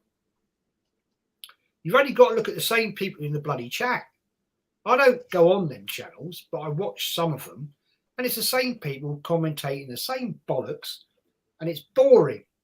Now, Lee is controversial. Let's be honest. Very controversial. Yeah. But it's what Kenny and I agree with and what we discuss. And the fact on that channel we're a bit older, dare I say, and we have different opinions, but agreeable opinions, but we debate it in a say a structural way. I think maybe a word, I don't know. But I like coming on different channels for the diversity, because I get Gracie's opinion and I get your opinion, your great questions, Del, Gracie's great questions. you know, and that is what it should be about. It's not about little arseholes sitting there in the dark, yeah, with the curtains closed and, you know, frightened to go out. And I dare say they haven't seen sunlight in 3 years. So they're like little vampires, dissing people, slagging people because they don't agree with what you are saying. Now, personally, as a man of 60 years old, I don't give a flying fuck, sorry, Gracie, what people think about me. I've heard it, seen it, done it. I've been punched in the mouth. I've been kicked about at football matches back at the day. You know, I'll admit to it. You know, I did get involved with things. So I've been there, I've taken it on the mouth. You know, I got a brick in my mouth on Christmas Eve, 78, down the White Hart Lane, right there. Jeez. Yeah. Half a brick in my mouth, 8 stitches. Yeah, I was a bit naughty with the NBA and all that lot. But I was young, I was stupid. If I sit here now and talk about it, I'll say, Jez, you were a wanker. I'm 60 years of age now. At the time, I was 18. You know, you live, you learn, and you move on. So people would sit there and tell me about football and Arsenal. Tell me the stories that you've been to, my friend. You know, there's not many people that will be able to tell that story, like, you know what I mean? But it's just, there's too many of them out there, and, like, you know, look, I get a few messages and stuff like that, but it's just, to me, it's just, I'm taught, like, the reason why I started this channel, to be honest with you, is my son was saying it to me, and I'd be listening to Lee, I was listening to you guys, and you'd look at other channels and stuff like that, and I'd be there, like what I'd call an armchair terrorist. Do you know what that is? Any of you? Go on. I can guess. What an armchair terrorist is, it's someone who sits on his couch and he's there giving out, look at that fucking Jez, he's a fucking idiot, he's talking shite. Look at Gracie, she hasn't a clue what she's talking about and stuff like that. And then, you know, he's giving it the loads, like, you know, sitting on his chair, look at him and look at her and this and that. You do it, mate. All right, you sit down in front of a camera and you get on it and go on live stream and start talking to people. It's not as easy as it looks. No, you know what I mean? It's not. You know what I mean? Not like the way that I look at it. My son just goes to me, "Geez, Dad, you know a lot about Arsenal and, like, you know, back in the day, like before Wenger and all this, and surely you can get in front of a camera and talk it." And I used to say, I probably can't, because I'd always be messing with the kids and winding them up and stuff like that. And he goes, you have a bit of banter about you and do this and do that. And I say, right, I'll do it for the crack, and sort of got me face in front of a camera and just spouted out a few things here and there and everywhere. And next thing I was there, geez, there's actually 1 or 2 people subscribing to me. What's the story here? And then I said, sure, look, I'll keep it going, and, you know, keep it going and see what happens. You know what I mean? But I'm actually enjoying it, and it's real, like, meeting people like Gracie, like yourself, like a lot of people that I've met, like, you know, and I could go on here for a while, even just meeting the people, like, you know, and there's such good Arsenal fans, there's such good community, you know what I mean, that really is there. Like, these people understand where I'm coming from, and I understand where they're coming from, and it's great to talk Arsenal, because I love talking about the club, because I'm obsessed with it. You know what I mean? I'm obsessed with Arsenal. You know, and it's great to talk about it. Gracie, how do you feel, like, with your channel? And by the way, people, if you've not subscribed to Gracie, please do. You know what I mean? It's just the knowledge that you know for your age is just it's outstanding. Yeah, so, thanks for your comments on it. You know, I started my channel obviously because I went on Lee's and started getting a bit of traction, this what. But to me, it's not about subscribers, views. Like, anyone can watch me, you know, I don't care. My purpose is to educate and carry on something that I've grown up from. I've literally like Arsenal as a female as well. It's very different, and Arsenal is literally my center of my family, and it's the center of who I am. You know, all around this room, I'm sure I'll show at some point, like this corner of a picture, you can see it, Arsenal legends all over it, sketched. You know, I've got shirts up on the walls, like everything, and it is way more than just a club. Sometimes I get it is like a family. We are all Yeah. we all connected to this one thing, and whoever knows each other from this, that, and whatever. But these people that just come on and just criticize and criticize, like criticize us all you want, you know, but we don't care. You're not gonna stop us from speaking out of what we think, because at the end of the day, football isn't just about games. It's about the passion. It's about the love, the aggression. Without fans, there's no football. There's no Arsenal. Exactly. There's nothing. And even what you said there is about like subscribers and stuff like that. I actually don't even look at that. I don't give a bollocks, to be honest with you. I really don't. I remember one stream, or not one stream, one video I done, and I lashed into Arsenal fans and stuff like that. And I don't care. I really don't care. I'm not in this for the money or like, you know, whatever some people are into YouTube about. I'm not into it. I don't understand that. I don't care. You know what I mean? But like I remember doing one stream and I lashed a load of Arsenal fans out and blah blah blah. And I think I lost 5 or 6 subscribers because I lashed into it. But I'm not going to change my opinion to suit their narrative. Oh God, I need to get them 5 people who unsubscribed from my channel back. Please come back. You know what I mean? It's not going to change my opinion. I'm just talking about Arsenal the way I want to talk about. You know? And if you don't like it, I'm sorry. I'm not going to change. And Gracie, by the way you're going, you're not going to change. And Lee's not going to change.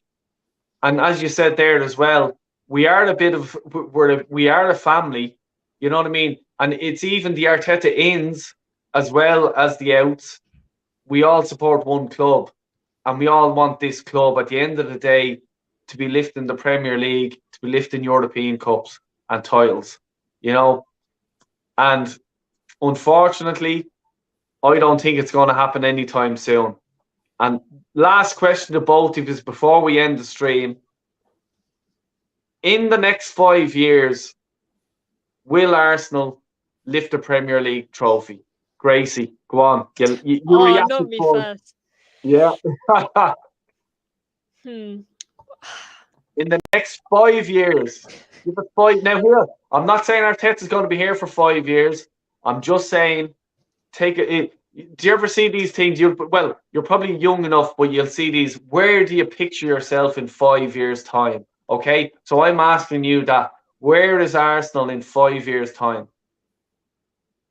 Well, to the first question, yeah, I think we can. Dependent, I'm always looking in different directions, you know, depending on where we're at as a club and who we have in our club. At the end of the day, I don't see why not. Other teams have done it, so why can't Arsenal? We know why at the moment, but doesn't mean it won't change. Yeah, clubs do go through periods of this. We're just stuck in it for way too long at the moment. And the answer is yeah, it will change. And I don't think it's going to take 20 years, you know, because as long as fans like us keep pushing and pushing and pushing, eventually something could happen. Very good. Get up here. Get off the fence. Are we going to win it or not? Jez, what do you think? 5 years? No, not with this manager, not with this structure. All the time we have the current structure in place, the club will just float along on the ocean waves, and the Cronkies will be happy because they're earning a lot of money. Arsenal Football Club will be in a positive position, which is what they want.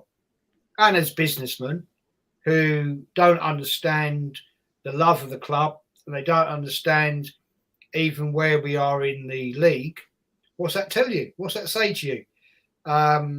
They are just quite happy for us to bounce along, and you know, it's where we are.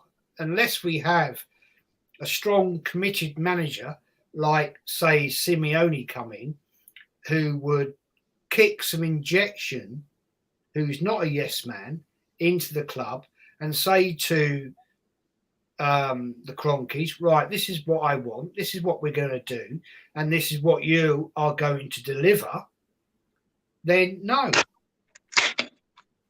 Well, I'd love Simeone myself, and I think he'd kick Josh Kroenke into the crown jewels, you know. But Yeah.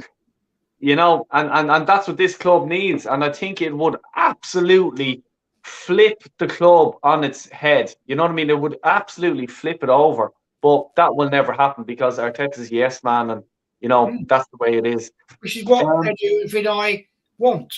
Edu and Vinay are quite happy to sit there making a fraud of a job. Edu next summer, when it comes to the summer transfer window, when we need to do some serious fucking business, and I mean serious business, will be out on his jet ski, piss arsing about, drinking champagne, and that's great. Do that, mate. You know, I'm happy for you to do it. But at the same time, do some bloody business. You know? And let's not leave it till bloody August. Let's start looking now. Let's start talking now. Because clubs, let's get it right, clubs do it behind the scenes. It's not like, right, 1st of August, transfer window, let's all talk to each other. Yeah, let's all have a discussion. Clubs are already negotiating off camera. And, you know, we know that. So, Edu, get off your fucking jet ski going down the Thames. I wish you were going down the Thames today. You'd probably fall off and drown. But, you know, get off and do something. You're the man, apparently, who does these deals. So earn your fucking money and do something. Do it quickly as well. It's again, we're too slow, and it's not a cash flow problem. It's who is actively going out and trying to get these players. Yeah, brilliant. We're linked to probably hundreds of players this season. Pretty much every player. Oh, they might come to Arsenal. No, they're not going to. How many do we actually ever sign? 2 or 3 at best. At best. And most of them if any. are not the ones we're linked with. Exactly. Because we're linked with what was it last? You know, Coutinho. Yeah. We could have got him. To be fair, we could have got him. Yeah, we could he went to Aston Villa. You see the position Aston Villa are in. But what does that say to you, Gracie? That, you know, Arsenal would have offered him. Well, there's two points here. Coutinho, we'd have offered him far more money, far better facilities, a far better setup, yet he went to Aston Villa. Vlahovic, we were going to offer him far more money, yet he went to Juventus. And why did he go to Juventus? Because his statement was he wanted a club with ambition. He saw a club more ambitious than Arsenal. So he was possibly thinking Arsenal, Juventus, and eventually decided I'll go to Juventus. They've got more ambition. I think as well, onto that, he could see that we're lacking ambition because we're not pursuing him. If you want a player, you keep trying, you keep on going. No doubt we probably fell at the first hurdle. Oh, he doesn't want to come. Oh, we won't convince him. It's fine. You know, I cannot wait to see this Amazon documentary to see what the hell is happening. You know, obviously it's edited, etc. But we may get like a tiny insight into the shambolic that is our management system. Oh, I totally agree with you. I totally agree with you. I'll tell you what, one day, I'm just going to say, Gracie, I'd love to meet up with you at the Emirates one day when you're ever going to go. Definitely. I should be getting up there this season, to be fair. to a couple more games for the end of the season, and Yeah, probably I next season as well. actually, I'm trying to get to at least 2 or 3 games myself this season. Get over, man. I'll have Guinness with you. Yeah, 100%. And like like that, I'll probably have to wear a mask on my face because there'll be a few people that want to punch it. But here, I don't mind if people come up to me and say, "Here, look, come here, Del, you're a fucking idiot." That's grand. I respect that. I wouldn't be going, "Oh, Mate, let me tell you this. Let me tell you this. All the people, right? I'll tell you a story now. Just before Christmas, I had some little muppet. I said something. I went on the comment chat in AFTV, and there was this little person. I call him a person. I know who you're talking about." who I said, anyway, long discussion, and he said, "You can't say that about Don Robbie. You better get out of the country because he'll come looking for you." And I said, "Listen, mate, I know Don Robbie Lyle. I've met him. I've known him for a long time at Arsenal. He's an absolute pussy, and he wouldn't piss on a cat." So this guy came back to me. He said, "You don't ever want to come into Tollinbury because I'll do you." I said, "Mate, next time at an Arsenal game, I'll be in the Tollinbury." And I said, "I've been in there for nearly 40 years. And I'm very well known in that pub. So if you want to come and meet me, come and talk to me." And never replied. Now, I can tell you, most of these people who would want to punch you in the face or do whatever would do nothing because they're all plastic. They don't even go to the games, for God's sake. They make it out. God. It's what I was saying earlier on. The armchair terrorists, they're all big and mouthy behind their little fucking computer screen. You know what I mean? And it's not. I hate, I done boxing for 10 years and I hate violence. I hate it because there's always a way around it. And the way around it is when you're talking to me, I'm fucking right. Yeah. You know what I mean? Well, look. I'll tell you what, sorry, one more thing.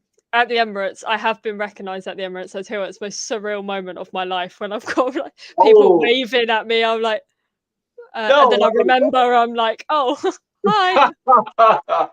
In fairness, Jez, and no disrespect to you, if I met Gracie in real life, I'd be starstruck. Yeah, no, I'd be starstruck if I met Gracie. Oh yeah, absolutely. No offense to you, mate. Mate, honestly, yeah, quite. There's no offence there, mate. I love meeting people. I've been recognised on the train recently. Like on my way to school in the morning, people are just like saying hello to me, and I'm like, "Hi, like, do I know you?" It's brilliant. I do love it. Well, look. I'm glad that you guys are building up your channels. I really am. Yeah, it's great. As I say, it's always an honour to come on your channels. So, and look.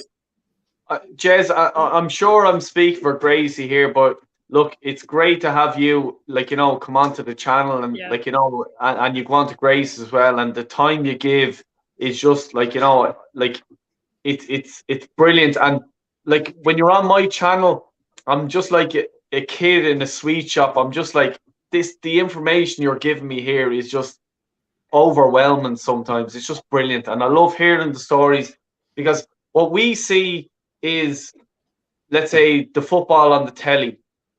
We don't see the stories of the fans coming up, which are the most important part of football, is the fans, and of them coming up to the matches and how they got there, and doors falling off buses and bricks to the mouth, you know what I mean? Stuff like that, you know what I mean? This is what I love about football, not just Arsenal. I just love hearing the stories. Because I for some reason I'm fascinated with history, and with my grandmother, she's dead now, God rest her. But I just used to always visit her every Saturday, and I'd talk about, right, I'd have a topic in my head the whole week, and I'd be there, right, yeah, Jesus. Do you know what? Next week, if you're on, we'll have a chat about how that came about. You know what I mean? You can see. Look at my nose. My nose is like a bleeding. One's small and one's small. That's small and that's thing. Like I done boxing for years, and my nose. I'm like Steve Bruce. I am. You know what I mean? But yeah. Look, as I was saying, I used to go to my grandmother's house, and they used to say, right, I love talking about Elvis. I love Elvis. You know, I where were you when Elvis died and stuff like that, and she'd tell me a story. So like every time you talk, Jez, about Arsenal stories, I'm just sort of relate, like, you know, that's great. I love hearing that, you know what I mean? But look, I think it's time to wrap it up. We're 2 hours gone here. Jez, fair play to you, mate. I really do appreciate it, and I love hearing about it. And just by looking at the comments and everything in the chat, everyone loves hearing about your stories. You know what I mean? Gracie, thanks a million for coming on. It was a last minute thing. And yeah, really thanks for having me. You know, yeah. Jez, I always do this for all my shows and everyone that comes on. Jez, what do you have coming up? I know you just talk away there, mate. Well, what I've got coming up? Yeah. I'm on with Lee tomorrow. Fan cam player ratings. 1:00 Sunday lunchtime podcast with Kenny, and then on Tuesday on with Gracie. Yeah. I'm Gracie. What about yourself? What's the story? What's happening? Busy match day program tomorrow. Obviously, you at 12 p.m. with Ola. And then a watch along on my channel with a video call in, and then on for a fan cam with Lee after that, and then on Tuesday, of course, with Jez. Yeah. So busy day tomorrow. Yeah, that's great. I have myself and yourself, Gracie, at 12:00 tomorrow. So please check it out. Hit the notification there. Myself and Gracie are going to do a preview.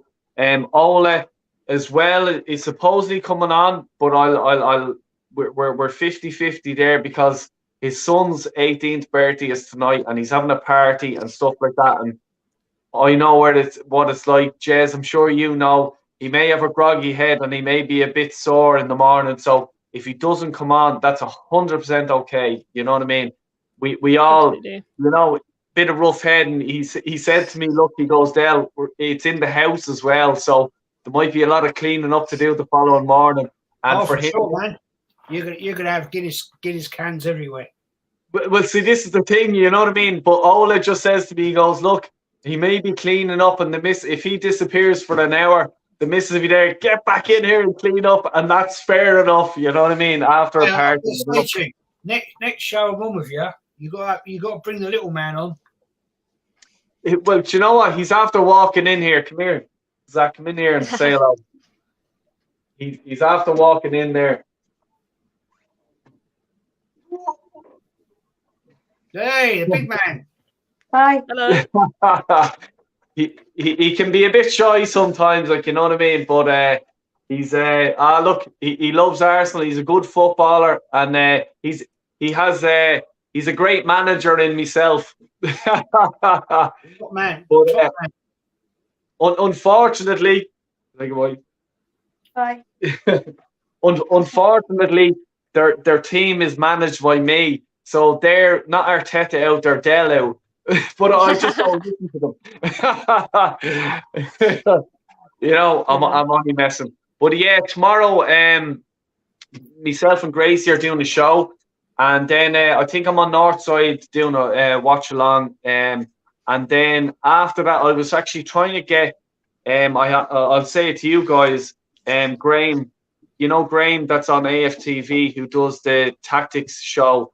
Myself and himself, we're supposed to do 9:00 tomorrow night. We were supposed to do sort of a breakdown of the game and stuff like that, but I had to call it off because I'm just I have a few people around, and it was going to be at 9 o'clock, and I wouldn't be able to do it. But I'm going to have a chat with him during the week, and we're just going to get on and just have a chat about, like, sort of Arsenal in general. And I like to see his point of view of Arsenal, where they're at, and my point of view. And I'll have a chat with him, and he'll have a chat with me. And it's going to be an interesting show because, I'm not only for, like, let's say we all are Rat Army and stuff like that, and we're all agree with that, but I like to have other people's opinion and let them have a platform as well, because I respect everyone's opinion. And, at the end of the day, I'll just sort of tell them, you're fucking wrong. But, no, I'm only messing. I'm only messing. But yeah, look, thanks a million for tuning in, everyone. Really do appreciate it. And Jez, thanks a million again for coming on. And if you are, for some reason, are not subscribed to Gracie May, what the fuck are you doing? Get on there, subscribe. Get on, subscribe to Gracie May, and please look at our watch-alongs. As it says, we're going to be doing a watch-along tomorrow. Me and Gracie will talk about preview of the game, who we think should be starting, what the outcome of the game is going to be. And just before I go, thanks for everyone tuning in, everyone in the comments and stuff like that. And another shout out for the McChronicle. I just want to say what he's doing over in Canada, protesting and stuff like that. That's beyond football. What this guy is doing, really appreciate it. And stay strong, and fair play to the Canadian people for doing what they're doing. Thanks a million, everyone, for tuning in. And as it says, I'll say Arteta out. Gracie, what do you say? Arteta out. Arteta, you go on, hit it. Sorry, I talked over you. You've last words, mate. Arteta, you're a prick. Get out. Thank you.